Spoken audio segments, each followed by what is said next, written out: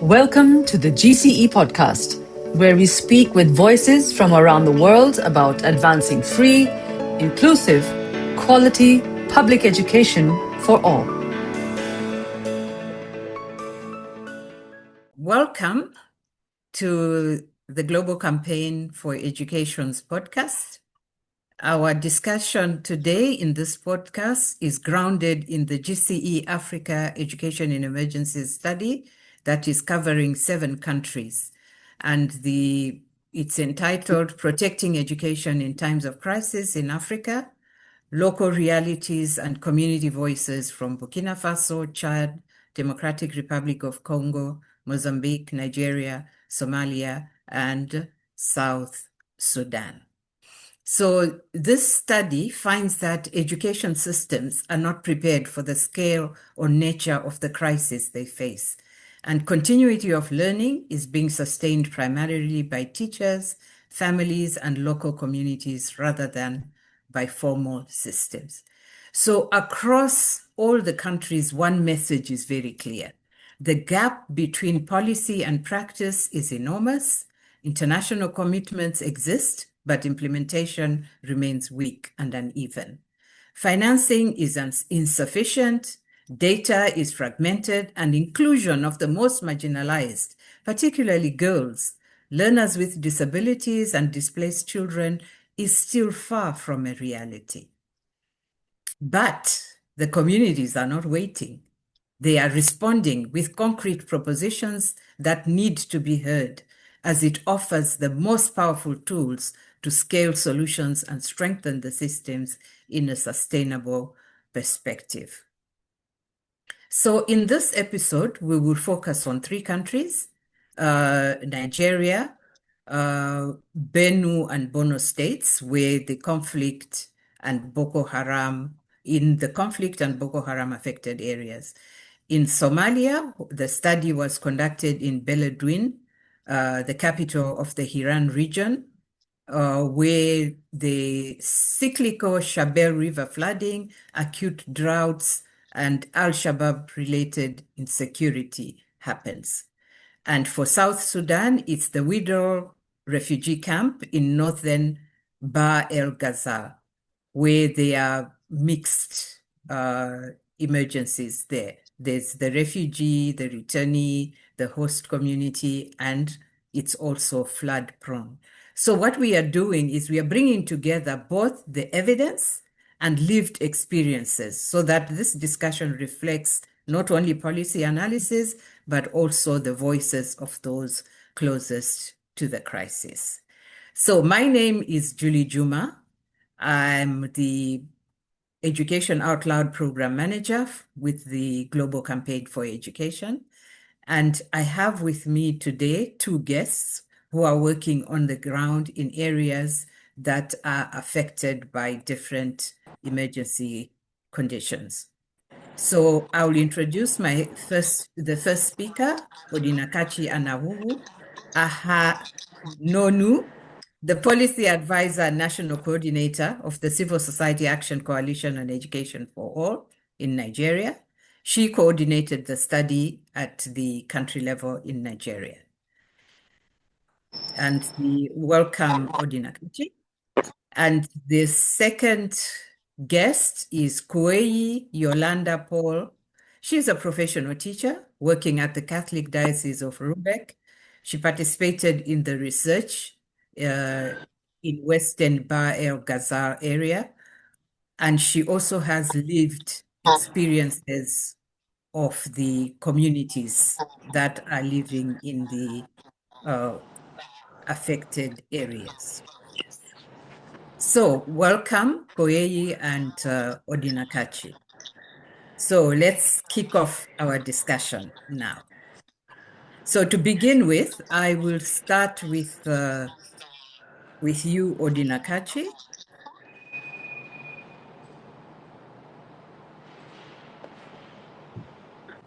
Could you please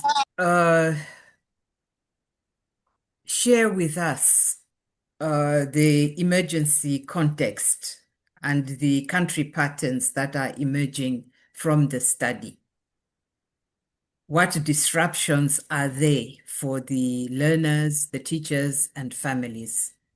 And what are the issues that are affecting girls, displaced children, and children with disabilities? So over to you, Odinakachi.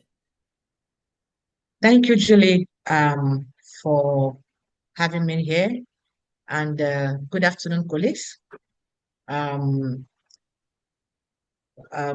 for Nigeria, the study really reflects several patterns that are emerging across crisis-affected communities in Borno and Benue. During the studies, we find out that education is increasingly disrupted by overlapping crises, conflict, displacement, climate change, and also poverty. Now, across this context, communities and teachers, they are still keeping the learning going, despite the limited support they receive from government. At the same time, while government, there are policies in place, implementation is very weak in Nigeria, and also inadequate funding to coordinate and to fund education in emergency. Most importantly, there are studies show that girls, displaced children, and children with disability, these are the component of learners that face the greatest barrier during conflict. And the evidence is also very clear, leadership and sustainable financing and greater investment in inclusive education is very, very key. The disruption is really, really very real, is practical, that you see it on ground, what the children are going through. For learners, most of them miss school. There are overcrowded classroom, temporary classroom, and the constant fear of violating girls in the class, and also displacement. Now, when you talk about the teachers too, the teachers, despite the insecurity challenges, unpaid salaries, because most of those teachers in the two countries where the research took place, some of them have not been paid salary for 3 months, for 6 months, and thereabouts, and they lack learning materials. With all these issues, they are also working to see that learning continue despite the challenges. Then when you come to the families angle, families, they are not thinking about school. They are just struggling to survive because the poverty level at that stage is very, very high. So most parents are not considering their children going to school. They are only considering the safety of the children. Now, especially the girls and children with disability, out of school children.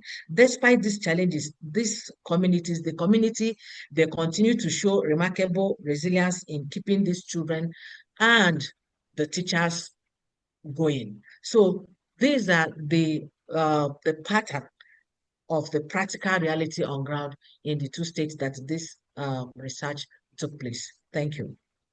Okay, thank you very much, Odinakachi. So how do the teachers continue supporting education in these communities? Okay, it is quite challenging because they were not paid for several months, no materials for learning. So because of community structures in some of those communities, the community contributes to support the teachers. They give the teachers a little incentives to support them in being in classroom. There are also some interventions from the development partners that work in those communities. They support in providing learning materials. They also provide little incentives for the teachers. They also support in capacity strengthening of teachers, because one of the things we find out that most of these teachers are not trained. They are just recruited because of the emergency issues. So some development partners and other partners that are working in those communities support them in training them to ensure that the learning continue despite the crisis, challenges, and the disruption. Mhm. So how you mentioned that mostly the girls are affected and the children with disabilities. How are safety, access, and continuity of learning being affected by these crises? Okay. The safety of the girls as they're going to school and whilst they are in school. Yeah. Okay. To be honest with you, most times their safeties are not guaranteed because one, they are already disrupted. They are no longer in a safe space. Where they are, maybe the temporary site that is provided is already overcrowded. So there, because of the support of the development partners, they ensure that these girls are protected. There are safe space for them within the camp. They are also not allowed to go out like others, even the children with disability, because the environment is not conducive for the children with disability and also the girls. So in the camp, a safe space is created for them. And also more attention is given to them to ensure that these girls are well protected. Secondly, there are security personnel within the camp that are also have the responsibility of ensuring that the girls are safe and the children with disability are also safe, because these are the children, because these are the three major learners that suffer most during this crisis disruption.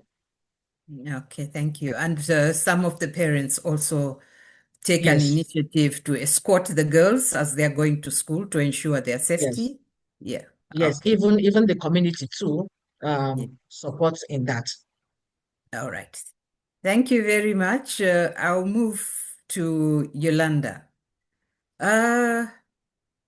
Could you share with us some examples of community-led responses? And you can also highlight for us the role of the teachers, the families, the youth groups, and civil society in sustaining the learning. Yes, thank you so much, Julie.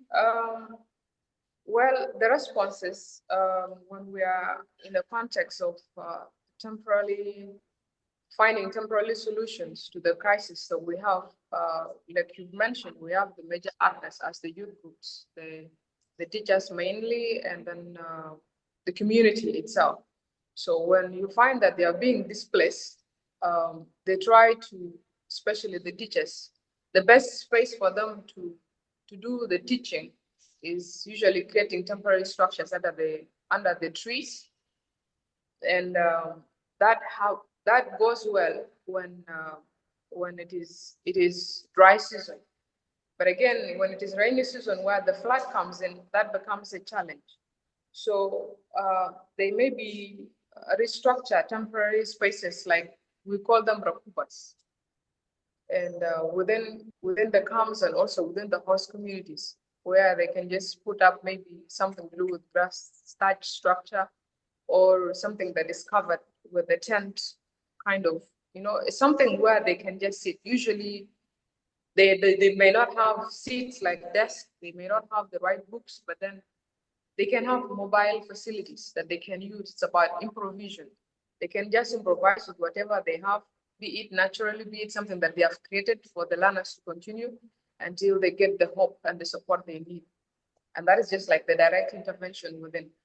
And usually when it comes to most of these structures, really, despite the flood can wash away these temporary structures, that becomes a challenge. So the situation here is learning through a mobility base, where we can relocate to a safer place for now, and then we like that until this is met, and we continue doing so with the hope that help will come. And for the youth group, it's about advocacy. As much as we are being challenged with all this situation, we understand the environment. As the youth being energetic, we advocate for the safety of the children, for the most vulnerable group, for those with disabilities, and then especially advocating for the young girls to have a chance to study. And also, these youth groups have to be the voice for us, since they are the ones that are being used for the conflict, mainly within the communities.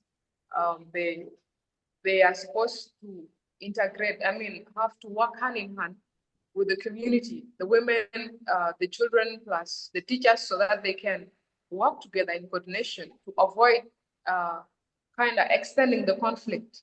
Like, they should advocate for peaceful coexistence within the community, and then focus on the positive aspect of the crisis.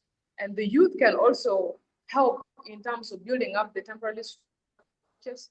They help in terms of relocating the vulnerable groups. They help in the crisis. And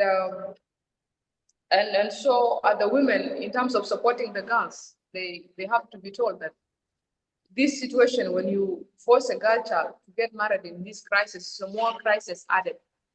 So this is the kind of intervention. And for the teachers, they just use what is available. They improvise. That's the main thing. Okay, so which solutions are proving to be most effective or adaptable? You have highlighted the issue of early marriage, because that is something that's also coming out in the study in a number of the countries. How to ensure that the children, the girls, are not dropping out of school and getting married. So which are the most effective or adaptable local solutions that are there? First of all, the local solutions that are happening, we live in a community where there is what we call cattle raidings. So however much you force your daughter to be married off as a way of solving the issue of poverty, that the same cattle that are given to you will be raided. So it's kind of a security concern that a cow alone is insecurity itself for a parent. So the youth group, the teachers will have to tell the mothers, the women, and the parents within that setup, within the community and the cattle camps, that the solution right now is giving your daughter a chance to learn how to be safe, to learn how to protect herself, to learn, get more knowledge, and have hope that there is more help that's coming up than giving her out for the sake of finding a cow, because that cow alone will be raided by the next community within the next conflict.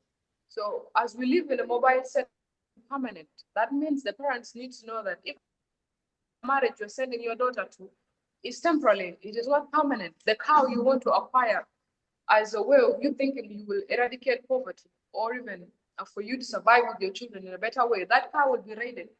The worst can happen. You can also be killed while protecting the cow. So the best right now is help your child. Let the children go to school. Give them the chance to learn. Let the teachers that are volunteering do their work, and then the government will intervene. The partners will come, and then they will see the light at the end of the day. But if we need to know, the advocacy is the best thing that happens right now. The youth group advocating, the women, even the girls themselves as the voice for change, that they know, they are taught that the bigger crisis is you being forced to marry somebody that you are not even sure of the future with. The person may not be educated as well. The person might even be a soldier within that crisis, within the conflict, causing the conflict. So they become the voice, and when they become the voice, the advocacy works most. All right. So thank you for sharing what the teachers and the community members are doing to ensure that the children are staying in school. So for them to sustain this amazing work that they are doing, what support do these community actors and teachers need to continue with this work? Well, they need to be encouraged. Like, for instance, while they are doing all these things on a temporary and emergency basis, there is always a hope, because already the government knows that these places are full of crisis. The stakeholders, the international supporters, they also understand there is a crisis in this particular place. So when they are found already doing their best, they can always be helped. And as such, they need to be, there is more of, first of all, in terms of finances, there is a gap. In terms of structures, there is a gap. In terms of safety, for these people, there is a gap because they are moving on temporary kind of emergency. There is nothing permanent. So the intervention must come from the government in collaboration with the stakeholders, in collaboration with the international NGOs that are a voice for change for these people. By teachers, they need to be trained. There is also a gap mainly for female teachers. We don't have female teachers in such places because they cannot adjust to situations as such. So they need to be encouraged, they need to be motivated, they also need to be paid. Because when we look at the policies of our country, we focus mainly, education is free and compulsory for all, inclusively, for both girls, it is a right. It is a right to everybody across South Sudan. That means even the fact that those places are of crisis, there should be the major concern. They should be the focus. So the teachers need to be trained, they need to be motivated, they need to be prepared in advance so that they plan ahead, so that they know how to manage the crisis better, and then also cope with the situation, and they need to collaborate with the government and anybody that is actually supporting. And the hope cannot be allowed to die. The government has to come in. People like you have to come in, and every other partner of education and any other partner that handles emergencies, for it's in terms of finances, in terms of crisis, especially the natural disasters, because we are often faced with heat wave and our seasons are only known for 2. So any other interaction for natural disasters cannot be known, but we have to prepare ahead. So they need to be trained, they need to be guided, and they need to be told what to do in advance before the crisis hits. Okay, thank you very much. The training of teachers is very paramount, as well as the financing. Can I come back to you, Odinakachi, Okay, Julie. on the policies? So what do you see as the largest policy and financing gaps that remain that need to be addressed? One of the biggest gaps from our finding is the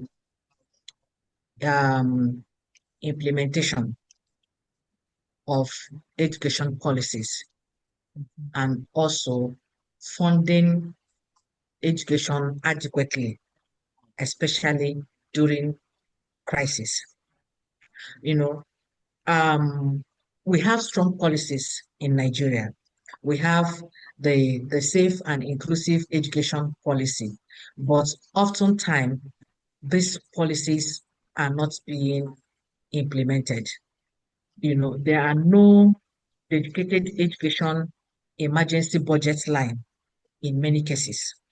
So from the education budget, it is expected to have a dedicated budget for emergency, and that is really, really lacking. Another thing is leaving government heavily on donor funding.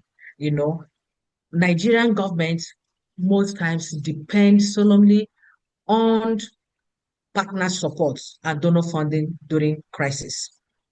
Education in emergency in Nigeria is not really giving, government is not giving a priority to that.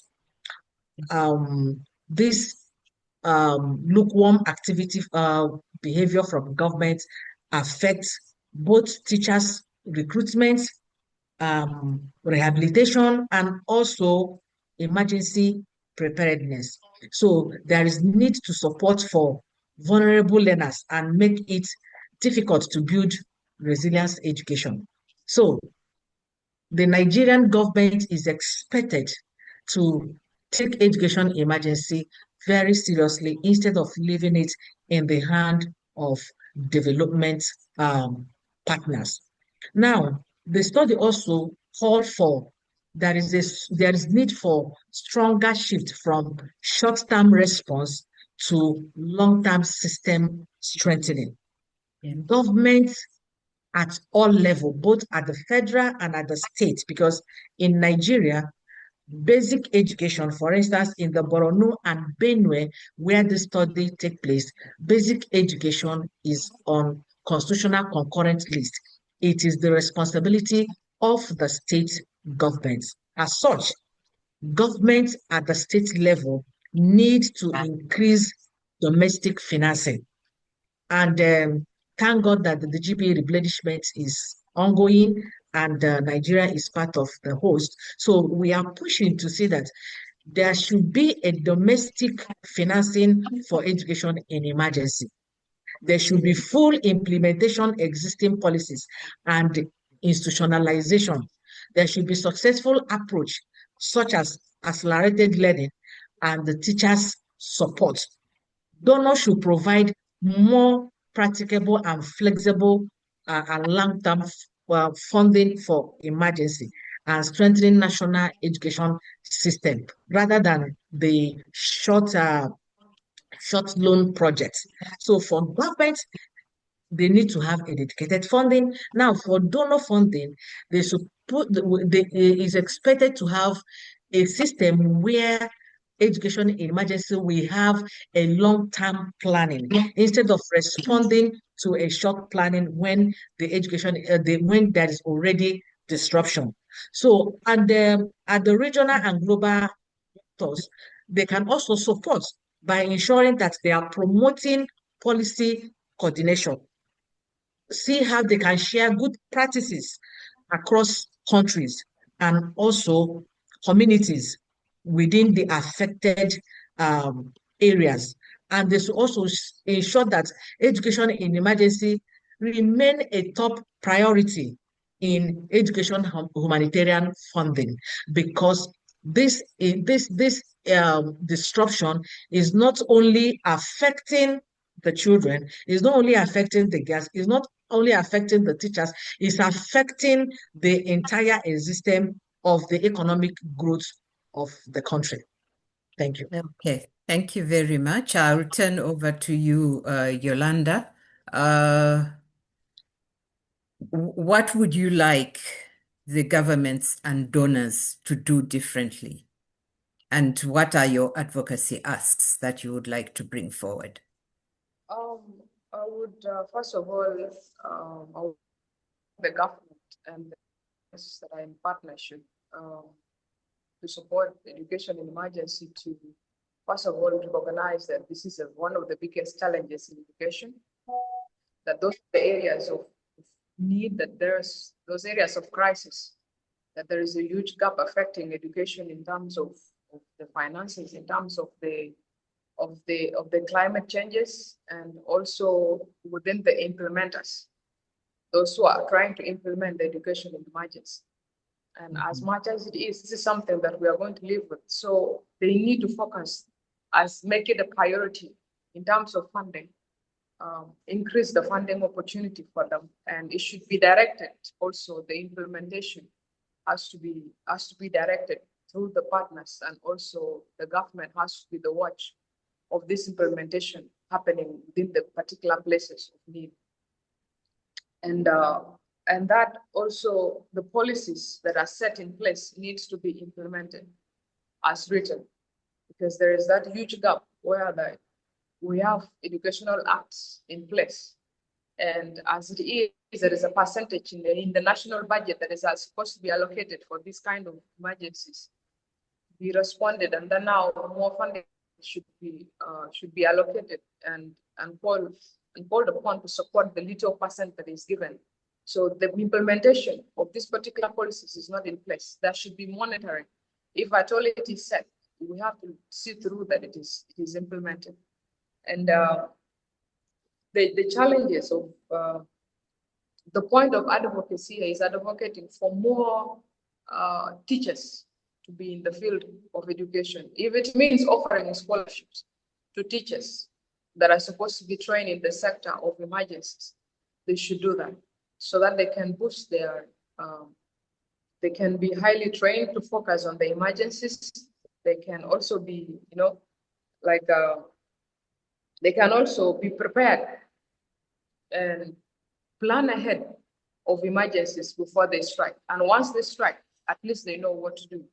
That is the form of advocacy. And, you know, more of things to do with distribution of scholastic materials to help these learners or the teachers also implement those who are volunteering. As much as we strengthen, they don't have the tools to carry out what it takes. So there should be distribution of scholastic materials. There should be maybe teaching and learning aids in place because they use what is available. So they have to be given chalks, they have to be given maybe boards if they're in a mobile kind of setup, because nothing is temporary. So if we're in a mobile situation, we have to create a space that is more conducive in a mobile way for education to continue. And then these children, these vulnerable children, the disabled, the children with disabilities, women and young girls, they have to be, you know, they have to be helped also. They need things to do with maybe sanitary pads. You know, they need to be distributed, these kind of needs, basic needs. Interesting angle you have brought there about Yes. the sanitary pads during emergencies, and also for the privacy of the girls during emergencies. What are the measures that have been put in place to ensure this in the response that is being given by the communities and the teachers themselves? Well, not within the communities actually, because the communities are hoping for help to come from the donors, from the government. Some organizations that I've witnessed have tried to help in terms of providing life skill trainings, where these girls are given a skill to learn and the materials to even sew their own reusable parts, because the non-reusable parts are not sustainable. They cannot last for long period. So it needs them. And then the fact that the prices of buying them becomes hard for them. So why not give the community within the emergency context, even the community plus the youth group, the girls, the skill, the life skill trainings that they need so that they can produce their own things, like the parts for the girls, things to do with things that's life skills even that can help them sustain the lifestyle they have. So I think this is what I can actually say about it. They can be given the materials like the sewing machines, they can be given even the needles, the threads, things that can help you cope up with the emergencies. And then more distribution of the pads and more distribution of the soap, hygienes, maybe things to do with pads, not just pads, but the underwears, you know, for girls, things to do, the innerwears for the ladies. Yeah. And this was so in one of the communities or in one of the studies, the communities actually construct the toilets for the boys and the toilets actually. But in some cases, it happens that the girls and the boys are using the same toilets. So how does this affect the privacy for the girls? As you are saying that they are the donors who are supporting with the dignity kits and all that, but these girls need they need their privacy in order to change. No, I was saying there are organizations that once in a while give pads, and these are non-reusable pads. So how about we try something new? We give them a skill training, life skill training, so that they can produce their own reusable parts, which are a little bit reliable to the situation, you know, so they can be doing that instead of giving the non-reusable, which cannot come because the funding will come and it will cut short. This is one of the biggest challenges, actually. It will come temporarily and it will go. So giving something that is sustainable for them is long lasting. And the more you can just maybe by providing the materials that they need to do that, but they already have the skill. That is the part of the parts for the ladies. And even things to do with soap for washing, there is a skill for training how to produce soap, liquid soap, even the bar soaps. Those are skills are there. These are things you can provide. And then you continue giving them the materials they need to produce their own things within that place. And then maybe for the safety, not just the safety, but it's kind of privacy. Okay, thank you. And I move back to Odinakachi. How are the communities or the teachers who are the first respondents in this emergency context, how are their voices heard in decision making and in policy, in decisions that lead to policy making? How are they being included in those discussions? That's a very good question. In reality, there are limitations because they felt that probably the communities do not have the right capacity for them to engage with them. There are political issues that do not give the community the right access to contribute. But however, the communities, there have been a structure that has been set up, the school-based management committee at community level. These are the people that are recognized by government and development partners here in Nigeria.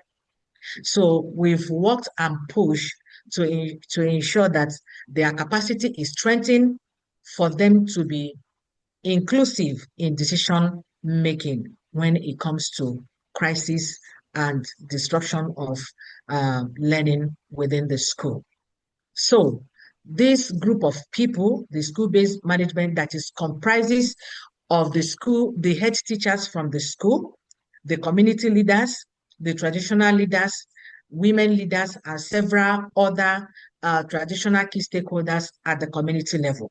So this structure is very strong, and this is the structure that has been used to ensure that community participates in the discussion of government that concerns the emergency issue within their community. So with the emerging of the school-based management committee, I think that gap has been a bit reduced, but however, they still need capacity strengthening. There is need for advocacy at all levels to ensure that government and development partners complied in ensuring that this group of people are given opportunity to air their voices during decision making. Okay, thank you very much. So I'll ask each one of you a final closing message. So what is one message from what we have discussed that you hope stays with the audience after this? One of my key takeaway is that education in emergency is not just a humanitarian issue. It is an investment in the future. So doing their part, but they cannot do it alone. They need the support of government, donor, and partners. It's responsibility of every critical stakeholders to invest in education in emergency and support when the need arises.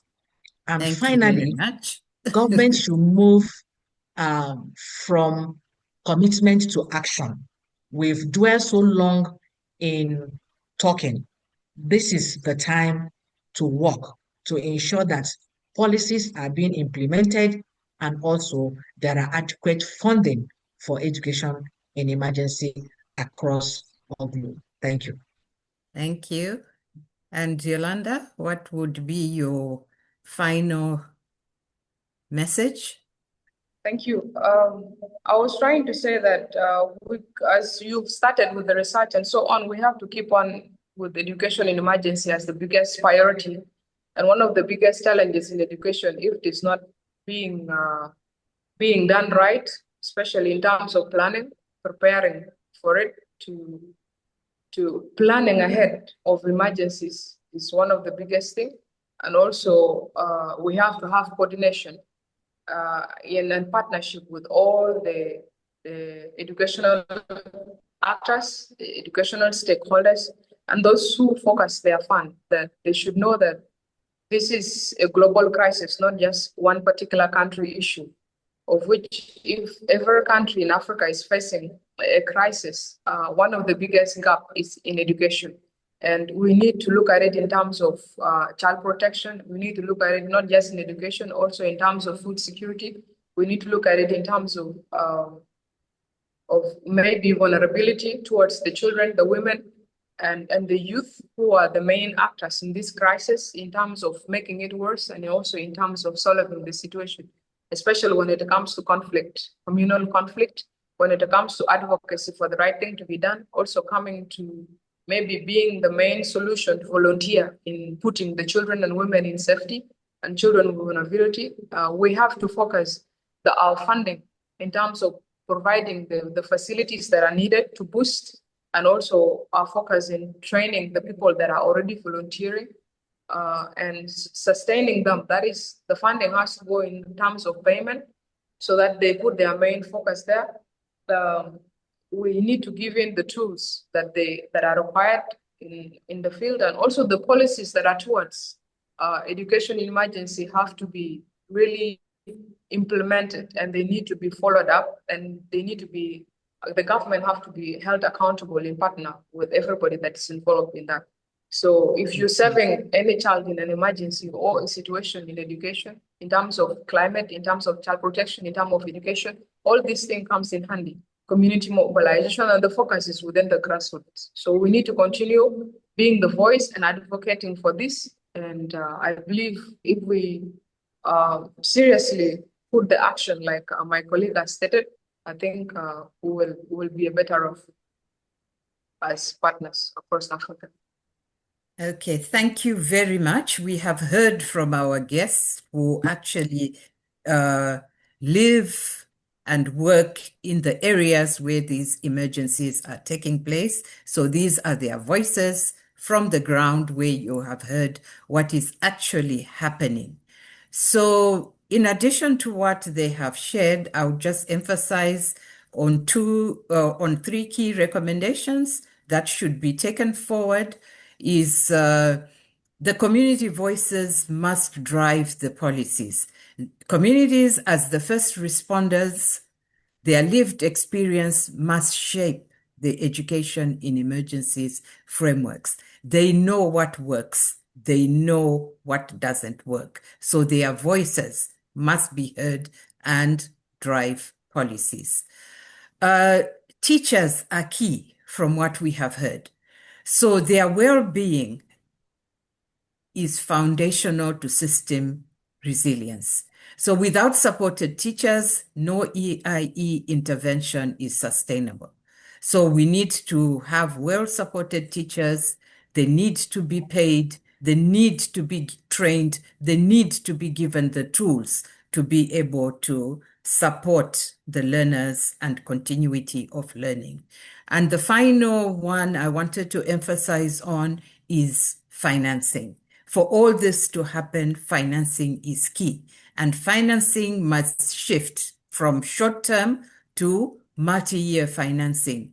System resilience requires shared budgets and predictable funding. So, our audience, this is what we had for you. Let me thank our two guests, Odinakachi and Yolanda, for sharing their lived experiences. Thank you very much.